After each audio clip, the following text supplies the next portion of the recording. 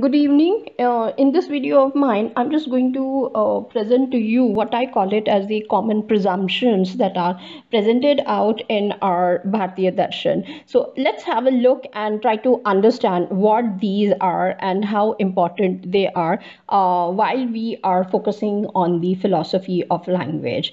Now, here, first and foremost, in English and the words are introduced, the Sanskrit words that are introduced are very different. However, I'm trying my best to give you both the things which are present, especially when you are reading the genuine textbook. You will be seeing these words coming in Sanskrit, right? Now, equivalent in translations, nearly equivalent words are also used. So, I'm using those words also so that we can remember them. So, first and foremost, you will be seeing that there are what we call it as mental dispositions, okay, which are called as samskara or sanskar.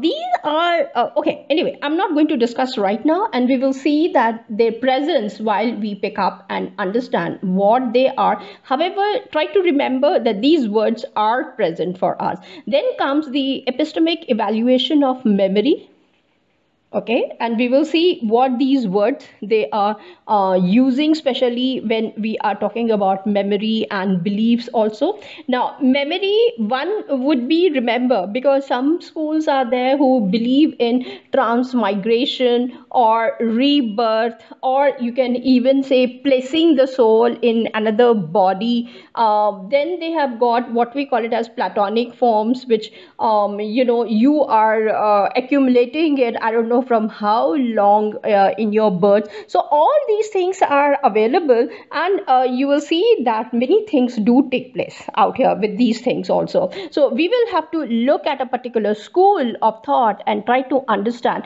where they are standing for these concepts. The status of the cognition or awareness formed through the help of the memory, or you can even use the word remembrance. So we will see different kind of smriti, that is something they use. Then for another remembrance they have a different word. So we will see what those different words are as given to us in the Sanskrit language. Now similarly we have got even the mental dispositions. Now with these things being the main premises, the conclusion is that there must be a valid knowledge source.